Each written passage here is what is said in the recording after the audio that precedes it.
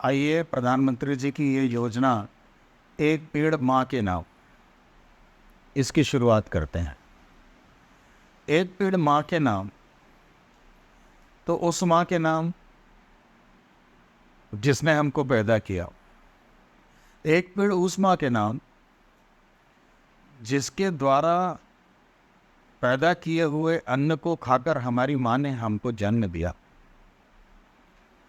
एक पेड़ हम अगर लगाने जाते हैं तो इसके कितने फायदे होते हैं ये हमें ज़रूर जानना चाहिए। अभी कुछ दिनों पहले दिल्ली में ऑक्सीजन का घनत्व आदमियों के घनत्व से कम हो गया, तो इसको बहुत सारे कार्यालय बंद करने पड़े और ये कहा गया कि पॉल्यूशन ज़्यादा है। कुल मिलाकर ऑक्सीजन की कमी थी और इंडस्ट्रीज़ के कारण कार्बन डाइऑक्साइड की अधिकता थी, जिसको हम पॉल्यूशन कह रहे थे। अब हमको ये देखना है कि ऑक्सीजन अधिक से अधिक कैसे पैदा हो और पॉल्यूशन अधिक से अधिक कार्बन डाइऑक्साइड का अवशोषण कैसे हो। तो ये एकमात्र वृक्षारोपण का कार्य ऐसा है जिसमें हम इन दोनों चीज़ों को आसानी से प्राप्त कर सकते हैं। इसकी उपयोगिता क्या है?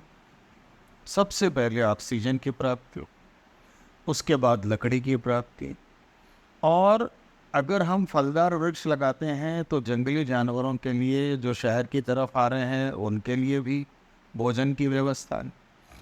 अधिक पेड़ लगाते हैं तो बारिश भी अच्छी होती है।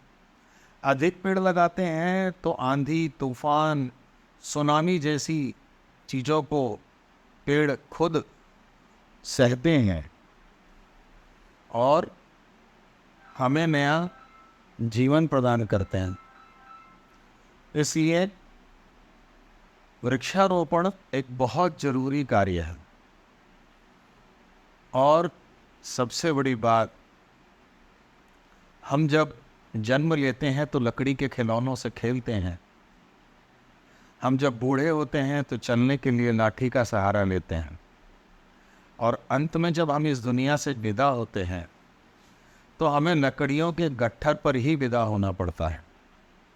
तो इसलिए ये ज़रूर समझें और प्रकृति का श्रृंगार करने के लिए ही पौधे लगाएं।